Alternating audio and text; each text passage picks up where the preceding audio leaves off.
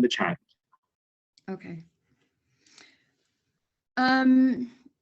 Okay, then, well, why don't I start with prayer? Lord, give empathy and understanding to those seeking education on racism to become agents of righteous change. Grant your church humility to have honest conversations about race, building bridges with those of different ethnic backgrounds toward a unified message of justice, pointing to the gospel. Enable all forms of government, community, and sectors of society to engage in loving discourse that honors all people in bringing social justice. May conversations lead to spirit-led actions that transform communities and shift our national discourse. Amen. I just wanted to start out by saying a couple of things, maybe telling a couple of stories about the personal context in which I read this chapter. The first one is that several days ago, it was the International Holocaust Memorial Day. And of course, I have had in my mind now for several weeks, in particular, recent incidents of anti-Semitism, particularly the one most recently in Texas. I also have been thinking about how particularly, well, at least 20 years ago, I was very involved in educational efforts to help bring curricula to public schools about the Holocaust, et cetera, et cetera, et cetera. And then some of you may have seen this too, a set of statistics, one of which was 48% of millennials and Gen Xers can't name a concentration camp. So there's that. And now this one, the three of these may not relate, except that the common word, I think, for each is the word vigilance. The second, excuse me, my second personal story is that I attended a webinar on Christian nationalism and anti-Muslim discrimination. And that was sponsored by a group called Shoulder to Shoulder out of Washington, DC. And it was led by a woman who is the head of the Baptist Joint Coalition for Religious Freedom, whose mission is to see that all people of faith or none have the right to engage in the public square. And I just want to run through a couple of these. She said that one of the problems with Christian nationalists, if they've taken more than their share of the public square, or at least they'd like to. She said that Christian nationalists believe the US is a Christian nation or was founded as one. In any case, they believe that the federal government should declare the country a Christian nation. They have an exaggerated form of American exceptionalism that is part of God's plan. The word Christian is more about identity than religion for a Christian nationalist. Let's see. They use symbols and language of Christianity. They believe inequality is due to the personal shortcomings of minority groups. And Christian nationalism demands that Christianity have a privileged position in the public square. And then she mentioned that if one is an ambassador for Christian nationalism, there's been several studies done at least, the more someone is fearful of Muslims, refugees, immigrants, and people of color. And then as I was thinking, I remembered a time when I was doing an interim at a parish in Oberlin, Ohio. And I went to a gathering, and I don't know what the conversation was about per se, but I heard the woman say to me, you know, during the Civil War, Christ Episcopal Church was a stop on the Underground Railroad. And the Congregationalist church in town, in fact, turned them back to the South, you know, like the book, The Underground Railroad. And then I was at another gathering and I was pretty proud of what I had heard. and I was saying it to somebody else. And I told her in the way that I thought I had heard it. She said, Cynthia, you've got that exactly backwards. It was the Episcopal Church that turned in escaping slaves. So now let me read what I tried to write in the chat. Today, the prominence of a defined Episcopal ruling class has faded, as has our cachet as the Church of American establishment. And yet, especially when it comes to liturgy, education, and social standing, Episcopalians continue to resonate with elite culture and whiteness. We bear the marks of the empire that we were created to serve. So now I ask you, I have had to watch these sessions after the fact because I've been out doing supply work. But I know, for example, that Judy last week started with asking you, was there anything in particular this week, in the reading that jumped out at you, or is there anything in particular that spoke to a place in your personal life? Or has it affected any of you in terms of your own faith or maybe ministry?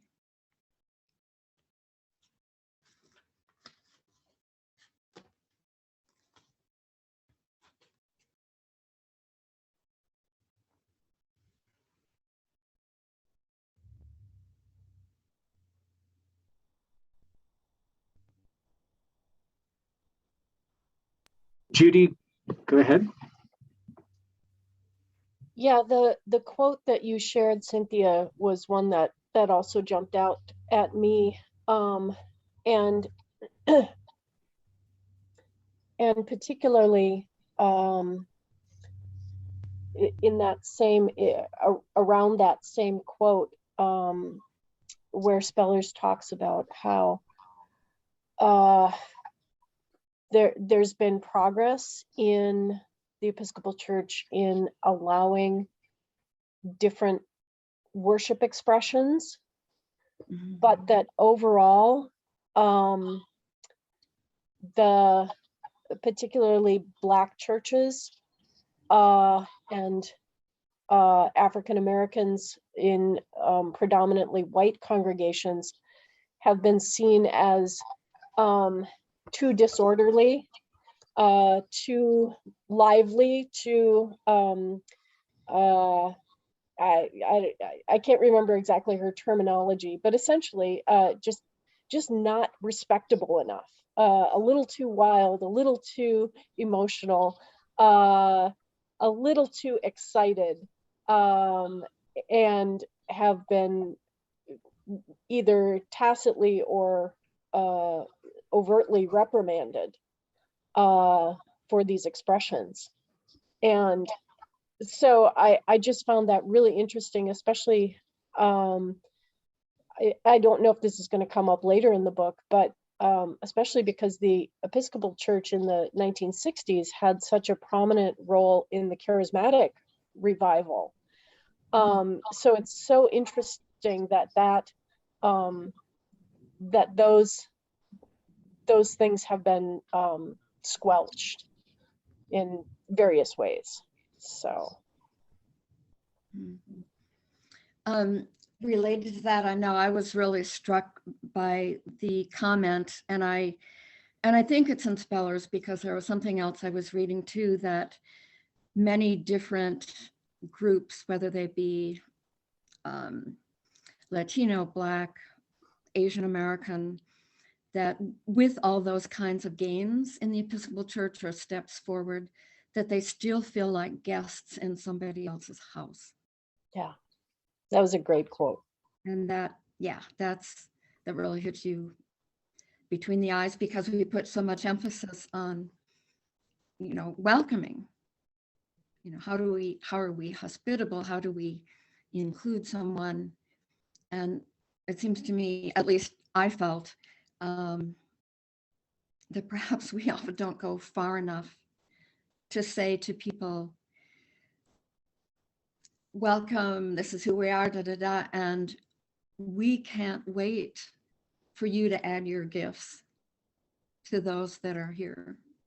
We can, and we certainly don't often say, we can't wait to have you help change us.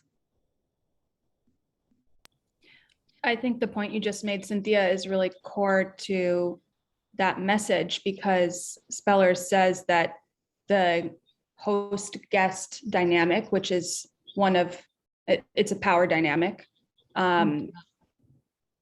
It forecloses the mutuality of becoming together and changing together. So it sort of makes me wonder, what would it take in terms of a practice of becoming together? Is it visiting each other's congregations instead of just remaining in our separate camps and saying welcome, but not really exposing ourselves to the cracking open? And I'm sure we can think of other ways to do that. Yeah, that's certainly one. I know I've been involved in some groups where it took a while to even make the determination that everyone present should be involved in making the decision about what happens next. In other words, still sometimes there's this unconscious level of, I or we are going to do something for you, even though that might not, register in the most conscious part of our brain. But yeah, I mean, I think that's a wonderful thing to think about, Mackenzie. What are those ways that we can inviting, let's say, a particular group to St. John's and say, we want to invite you, and please let us know what you would like to bring to us, might be one thing. So, Betty? Yeah, just kind of by way of an anecdote to share that was meaningful to me. When Ernie and I were at Christ Church in Woodbury, there was a community of people who were this generation immigrants from Africa in our congregation.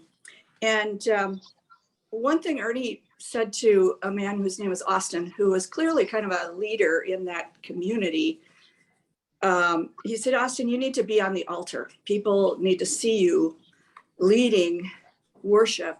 And Austin was like, I don't want to do that. And Ernie said, no, it's important that your community sees you on the altar as a leader in worship. And so he agreed, which was, and that was a meaningful thing. The thing that used to really, and still does bother me about the way we Episcopalians do when we comes to the offertory, and we have this wooden person going row to row, passing a plate. In the African community, I was talking to them in Woodbury about how do you do that how did you do that back home in Africa? What was I know that the liturgy it was the Book of Common Prayer, which is wonderful, but how did you do other parts of the service differently? And they told us at the offering, they didn't sit in the pews and have someone pass the plate. They danced up to the altar where there were large baskets, and they, to joyful music, danced up there and placed their gifts of food and money into the baskets. Wow, that was a whole paradigm shift for me. And we did that at Christ Church, not every Sunday, but it was wonderful and joyful. Is that something you could import to every church? No. I think you have to look around at who is in your pews, who's in the room with you, and consider what kinds of other experiences they can bring into the liturgy and into the worship, and start talking about those things. That's it. Thank you. Thank you. Looks like Jill had a hand up. Okay. I Jill? did have, the thing I would say is, just listen to this conversation.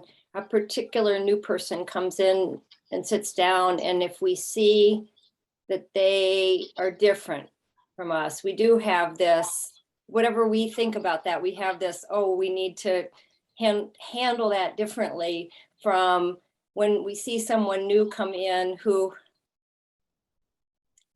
I'm just going to pick, I don't mean to pick on you, Mackenzie, but you're a new member of the church and I haven't had an opportunity to meet you really face to face. And I'm noticing that I'm not like thinking, oh, I need to be careful around this person, or I need to find out something about them and what they need from us and what we need from them. Like the thing we say, what we have, we gladly give, and what you have to give, we gladly receive. But I'm just noticing that we differentiate if we think someone is of a different color or a different dress, versus it's another, as Craig would say, another living human document coming into our congregation. Why do we think we need to do it differently just because X, Y? That was what was on my thinking as we were having this conversation. Thanks.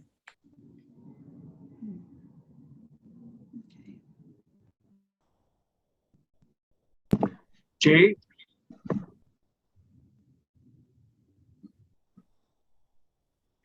Yeah, I've been thinking in light of this chapter that one of the problems we have is a profoundly theological problem, an understanding of God.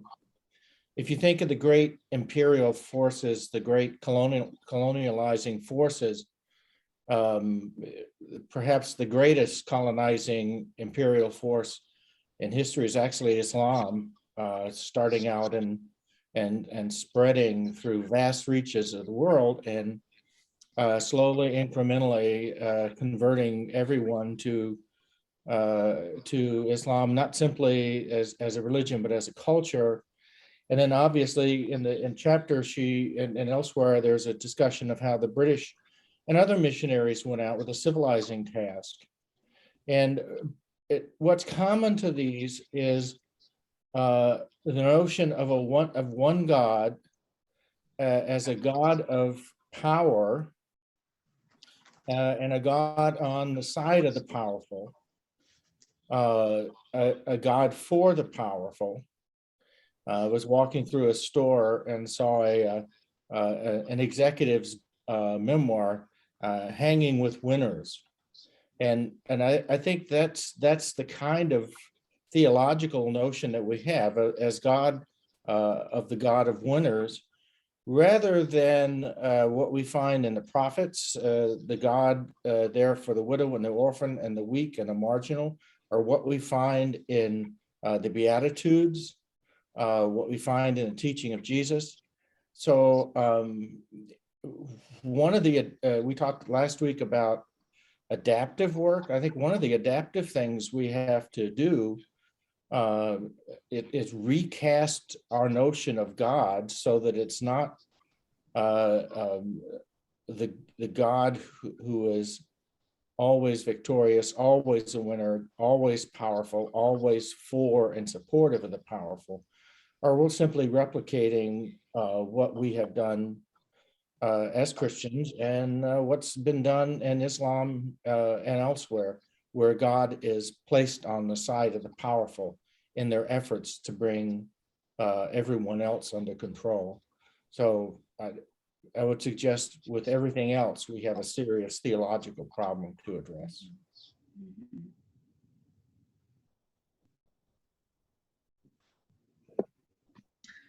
Well, and think- we have a God who, in certain chapters, I don't know, is it Judges or Joshua, suggests very strongly that really genocide is the only way to go when entering the land. I mean, that's a real problem. Yeah, those colonial people, those colonial forces got it from somewhere, Yeah. I think the other piece here around whiteness being this abstract idea in what Emily Towns calls the fantastic hegemonic imagination of whiteness that is disembodied.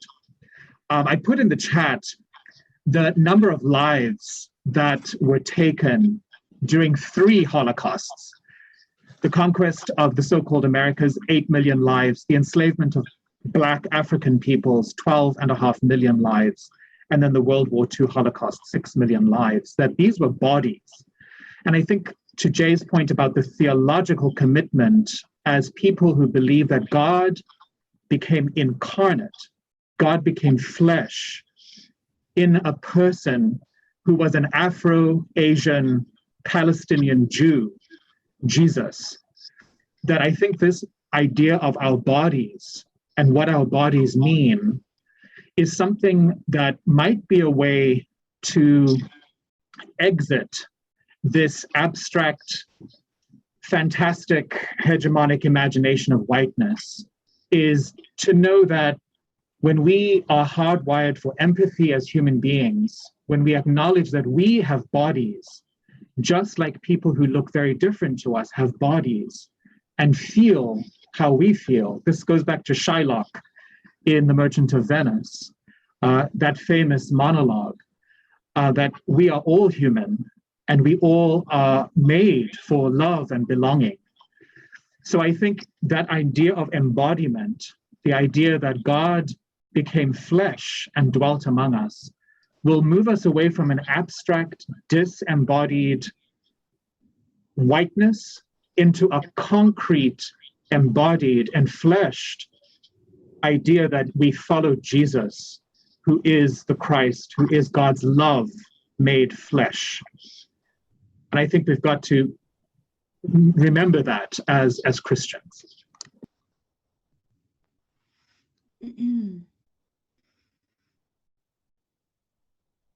And Roger just mentioned the other, I believe it is 20 million Russians who were killed by Stalin also during World War II. Certainly the starvation of the peasants and so on. Yeah, yeah.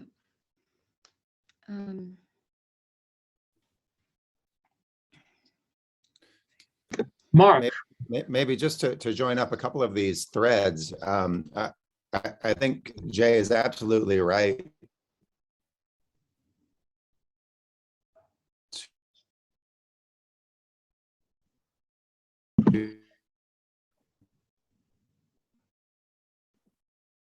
Sorry, it might be me that's frozen, but can everyone hear Mark? No. Okay, Mark, I think your screen froze. So if you could just either put something in the chat until your internet catches up with the call, then we will hear from Mark.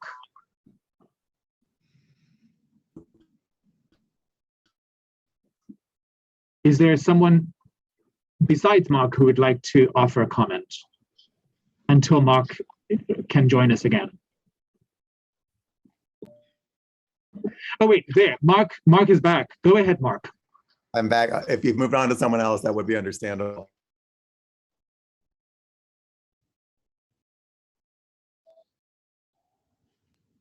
It froze again. Perhaps we should mute our screens. That sometimes help. I mean, yeah. Okay.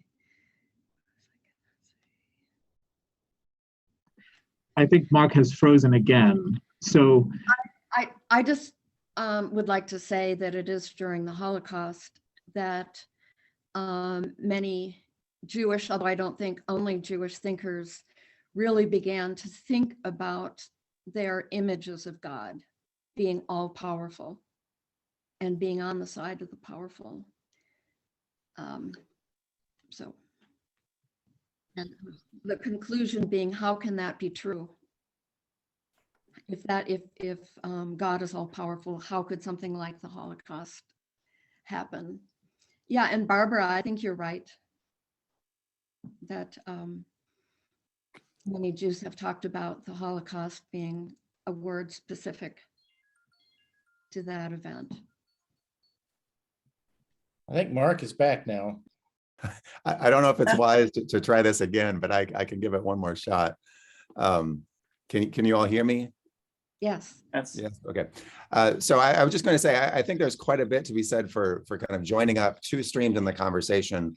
One has been Jay's rightly pointing us to a kind of inappropriate obsessing maybe with a God of power which opposes in some fundamental ways a key aspect of the Christian proclamation, which is that God emptied God's self in the incarnation, that God took on powerlessness in order to express solidarity with human beings and all of our frailty, right? And so there's what that then means for acting in the world, which runs against another grain that was identified early in the conversation, namely maintaining good order, right? The idea that the Episcopal Church has been a key instrument in keeping social relations smooth, keeping them established, keeping the status quo intact. If you are working on behalf of a God who has identified with the powerless, you can't maintain social order. I mean, at the very least, it needs to be challenged, perhaps even radically so, because simply keeping things as they are and being such a key participant in maintaining power structures is simply not going to accord with a God who has come precisely in order to liberate those who have been powerless. I'm reminded the passage that she quotes from Paul's letter to the Corinthians, I think was also co-opted by royalty and elite in the Middle Ages to justify feudalism, that the feet of the body are the peasants and they are needed in the bottom rung in order to feed the nobility. And, you know, the warriors are, I don't know, the chest or the arms that fight that are needed as well. So I thought that's kind of an interesting way to co-opt an image that Speller suggests is supposed to be about everyone's like holistic humanity and our participation in God.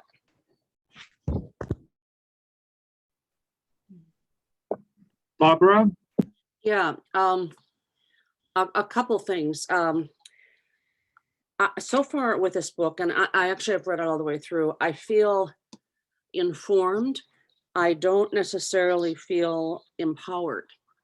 And I also feel a little bit guilty for criticizing anything about it. And that may just be my issue, but I wanted to also point out for those who haven't been here that long, or maybe some of you have, that we had a partner congregation for a while, Holy Apostles, which is primarily a Hmong congregation in East St. Paul.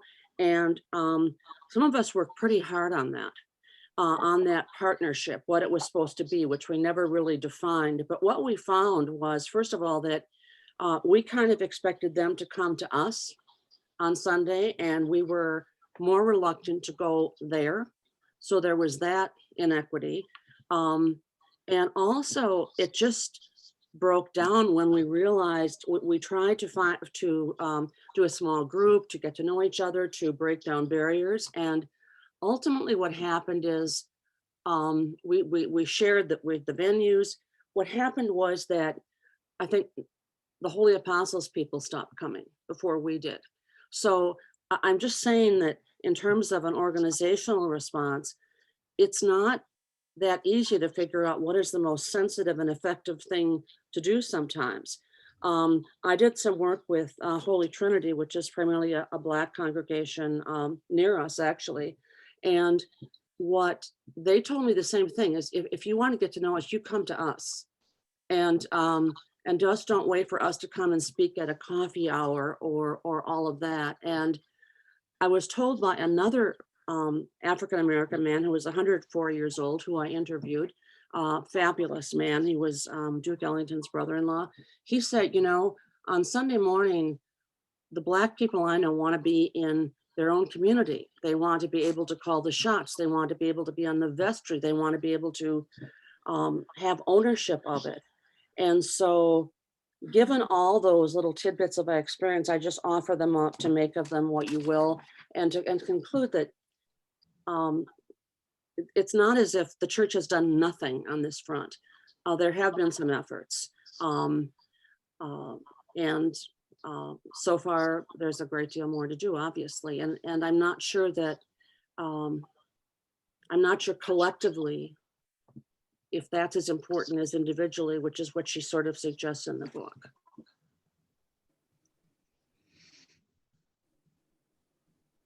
Yeah, I would certainly agree with that. And that's kind of what I meant by my story, is this just the recognition that the work continues.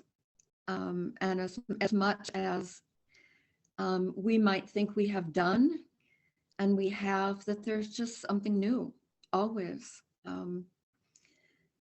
Something else that needs to be addressed, etc. So.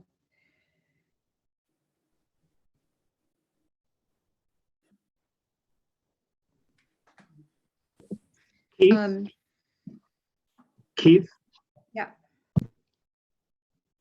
Good morning. This is a really interesting conversation. And I especially like Barbara's comments about, in this case, St. John going to Holy Trinity and fellowshipping with them. I'm a two-track Episcopalian here. You know, I am both Episcopalian and Black Episcopalian. And it was really interesting reading this chapter. Just the name of it, I think, was something of Empire, Church of Empire, something like that. Empire. That's a scary word right there. Even if you're a Star Trek or a Star Wars fan, the Empire. And that's, excuse me, that's what it can feel like, especially the people in Black communities, which I'll just stay on. Me coming to the Episcopal Church, back up a little bit. The Episcopal Church in many Black communities is still seen as this elitist, classist, elite being or place. And that Blacks that go to the Episcopal Church, yeah, I'm speaking in generality here, are seen as wanting to be elite or thinking they're elite or being more like the dominant culture, being more white. Mm-hmm. So there's that piece. So there's some intercultural things, there's some intercultural challenges, and there are some intra-cultural challenges that make this diversity and inclusion difficult. I read a quote, I used to have it on my email: diversity is being asked to the party, inclusion is being asked to dance.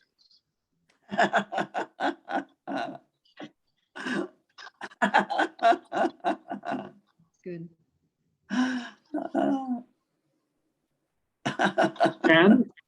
Jan, I think you're unmuted, but if you'd like to share something, please go ahead.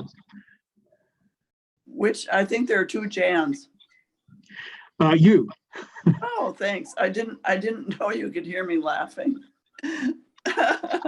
I get a kick out of Keith. You're so generous, Keith, and so wise, I think.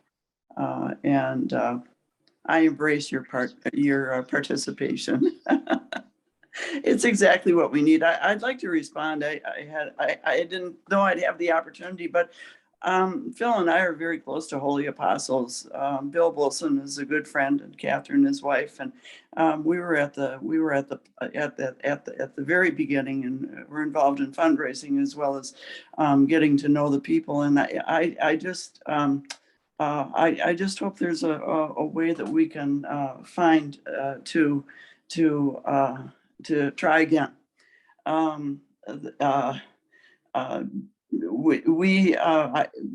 Just the founding of the church, just the way it started, converting and welcoming a Roman Catholic congregation at the cathedral, was amazing. So much of it was amazing. Bill learned the language, and he actually led the translation of the Book of Common Prayer into monks so that they could read their language. I don't know how we would truly get to know the culture without becoming involved in it. And so one of the things that really attracts me to St. John's is the farmers market and the opportunity to talk to the Hmong people and others of the Southeast Asian descent. So I encourage that. I think that we all take a very intellectual and academic approach, and I think that we need to just get to know God in a new way, listen with new ears and see with new eyes. I find myself doing that by reading the books that we've been reading and listening to the conversation. So anything we can do to shake loose in a lot of ways, I think will be very helpful. I might also say that Phil and I think he's mentioned that we feel like we have participated in many national cathedral services, and the music, the diversity of music, the diversity of preaching, the diversity of liturgy actually has been very, very uplifting and stimulating. And we finally visited, and we're really just overcome with joy and meeting people face to face from there and thanking them for what they had done for us during COVID particularly. Oh, that's a lot though. Barbara? Quick follow-up to Jan's comment. Bill Bolson is pretty long gone from Holy Apostles, as is Catherine, but one of the things he did there that will certainly raise the bar for discipleship was one of the members of the congregation, among gentlemen, needed a kidney, and no one in his family was a match, and Bill gave him a kidney. There you go. Mm-hmm. Mm-hmm. They also supported among man through divinity school. We have a Hmong priest in the diocese.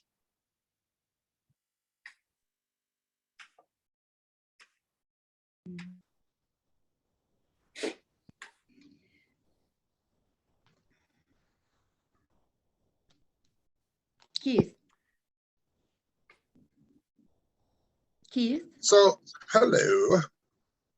So I'm just wondering, as people were reading this particular chapter, was there a sense or a feeling of just mass discomfort, just real, feeling clenched, feeling, oh my God, I cannot believe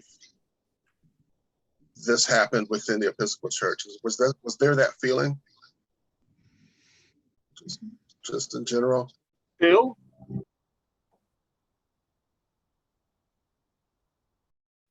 I had two feelings about it. First of all, I wasn't really surprised. If you are a church of the status quo and the power system, you don't want things to change, and you're going to do everything in your power to oppose or prevent change, especially unsettling change that might really change society in a significant way. So I wasn't surprised at that. The other thing is that there are a lot of Christians and Episcopalians in New England who came from a completely different tradition than the Virginians that she mentions in the chapter. And there was strong abolitionist sentiment in much of New England, which isn't to say that there weren't people in New England who profited from the slave trade in Providence and some of the cities. That's true. But there was a strong current, not just undercurrent, but a strong current of abolitionism. And, a book can only be as big as it can be, and she's making a case, And I think that the chapter does that very well, but it's maybe a little oversimplified, but that's not her point. You know, her point is that the Episcopal Church was complicit in slavery and profited from slavery through all of this period. And that's an important point to make. Yeah. Eddie? Can I just add something to that, and she mentions it not in the book, but in the action part. What is that called? The separate thing. The theology of the committee, the theology committee of the House of Bishops wrote a paper, I'm not sure how many years ago now, on white supremacy, beloved community, and I think narrative, and in which it really expands what Spellers is talking about even more powerfully. And if any of you are interested in that or learning more about that, it's a really well-written document. And one of the things, you know, like Keith, that it's not brand new, but again, I just felt just, you know, the crashing of the icons, you know, the people throughout history that so many of us have sort of held up to be not paragons of virtue, but certainly people who were something other than the way they have been portrayed in history. Even Jefferson, we've known for a long time now, of course, that he had slaves, and the whole thing with Sally Hemings. But this theology committee even went so far as to say, and I totally agree, that Jefferson allowed his whiteness to mitigate his sense of democracy. And I thought that was a pretty incredible statement. And I think that has played itself out in a number of situations. Betty? I, just to kind of return a little bit to the question that Keith posed, I really read this chapter as a, you know, a prophetic voice speaking truth to power, which is not easy to hear. I think it's no accident that it's right in the very middle of the book, and it's kind of the center of the argument that we all need to confront. This is our history, it's who we came from and the church that has shaped us, and we need to look at it. And I'm hopeful, as I keep reading, I haven't read chapter 5, 6, 7, that there will be some sense of a way forward. But that's the way I read it, was a prophetic voice speaking truth to power. I have a response to Keith's question also. Similar to Phil, I had kind of a mix of emotions. I think one is a little bit of like distancing or disgust and not wanting to be part of the patterns that she described, yet knowing that I also inherited that. And then the other piece was a sense of relief. I think there is that naming something and calling out the history is the first step to healing. And it was such a relief to me to understand the history and the very specific ways that the Episcopal Church participated in slavery and continues to be a white supremacist institution, because of the feelings that I get in situations like the story I told on the first Sunday. And her description of the elitism, including the word Anglophiliac, I just felt was so apt and just immediately called me out. And I'm so glad she wrote it. And I feel grateful, I guess, to be called to introspect and to change. Cameron and then Jay. So much like Keith, I have an interesting position here because being Episcopalian and Black, it would take too long to go through my whole life story at this point, but suffice to say, I am who I am for reasons my parents thought would help me excel in life. But in that very same strain, part of my Black heritage has been erased because they wanted to place me in a position that's closer to power by assimilating into whiteness. So a lot of my experience has been I am more palatable than other Black people because I appear and speak in accordance with white culture, which is the dominant culture.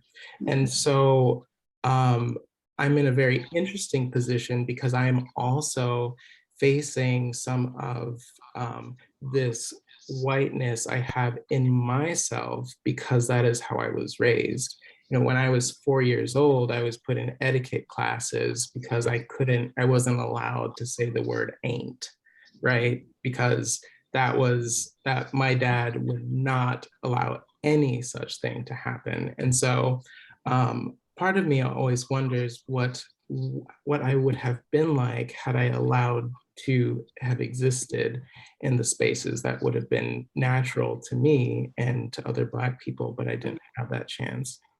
And so I want, if I can, I would like to read a supplemental, I guess, anecdotes from Doing Ethics from the Margins by Miguel de la Torre. And here he says, the influence of these patriarchs of Western Christianity continues to be felt today. Some ethicists of the dominant culture, such as James Gustafson, warn the dangers of upsetting the necessary equilibrium in society. Liberative praxis is fine as long as society's equilibrium is maintained. Ethicist John Rawls insists that the pursuit of justice be constrained within the limits of ensuring a well-ordered society, for only through such a society can sense of justice be acquired. Yet, according to Reinhold Niebuhr, which is one of my favorite theologians, the quest for justice by its very nature will disrupt the peace of society. So when we're sitting here in this room thinking about how uncomfortable we are about reading Stephanie Speller's words, I want us to consider what that means and how we are all playing a part in this dominant culture, which happens to be the empire of whiteness. And so Niebuhr also writes, those who would eliminate the injustice are therefore always placed at the moral disadvantage of imperiling its peace. The privileged groups will place them under that moral disadvantage, even if the efforts toward justice are made in the most pacific terms. They will claim that it is dangerous to disturb a precarious equilibrium and will feign to fear anarchy as the consequence of the effort. And while we may agree on the need for a well-ordered society, the question under dispute is who determines how and what form of well-ordered society is to be maintained. Food for thought. Thank you, Cameron. Could I say something? Please. And then Judy and Jay. Sorry, I think Jay also had his hand up.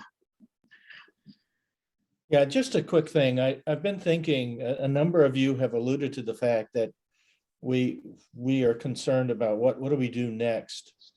And one of the dangers of being part of a hierarchical society and a hierarchical church is that we tend to look upward and think that somebody's going to send us the program or the process that's going to fix everything. And we heard years ago that all politics is local and all change is local.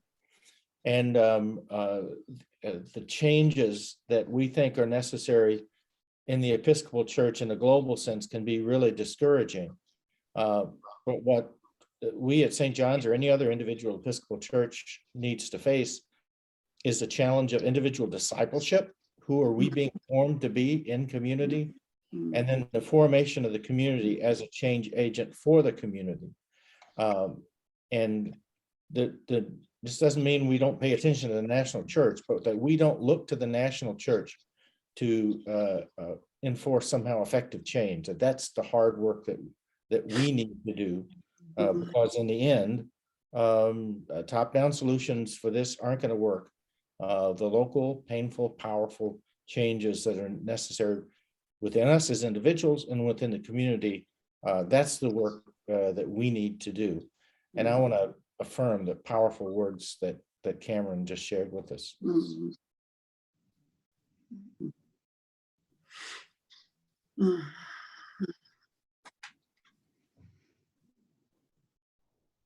If I can jump in next.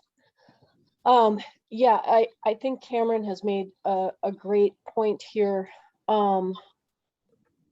Several actually, but particularly about the work of justice as disruptive in ways that overall have not been embraced by churches of white culture. And I'm reminded of one of the things that Spellers brought up, but that is also one of the things that I heard years ago from one of my professors, which is, for most white liberal Christians, comfort has replaced conscience.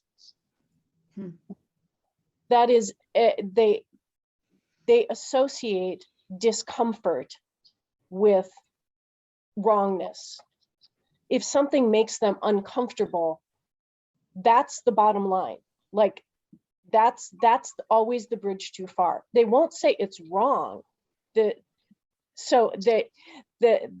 they don't want to sound like they're making a judgment about stuff. What they will say is, I'm not comfortable with that. But that's a really different thing, because discomfort can be exactly what you get when you're doing the right thing, right? Doing the right thing, doing justice, if it's disruptive to a system that is the status quo, that is stable, but permeated with injustice, that disruption is going to make you uncomfortable. And so sometimes I think we just need to acknowledge how much we invest in preserving our comfort. And that for so many of us, not being made uncomfortable is really our bottom line. Think of the conversations that are happening on school boards these days. Yep. About having classes that make people uncomfortable. Yeah, you're absolutely right.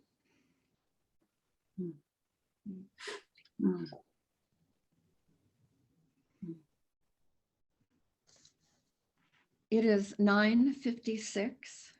Would anybody else like to offer anything before we go to worship?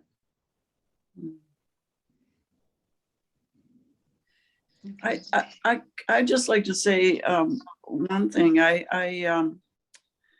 think living by example is the most important thing, and for each of us to examine how we feel. It's just like, to me, it's like parenting. Living by example is the strongest example. So and the other thing is,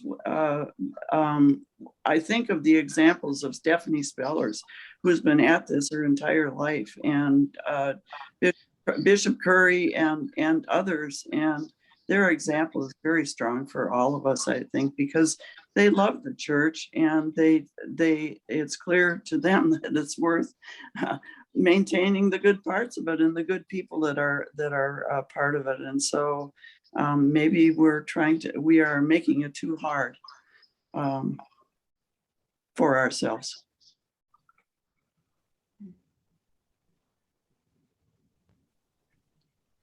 Thank you. Okay. And I'll close with a prayer, actually a reprise of the one at the beginning. May conversations lead to spirit-led actions that transform communities and shift our national discourse. Let us go forth to work.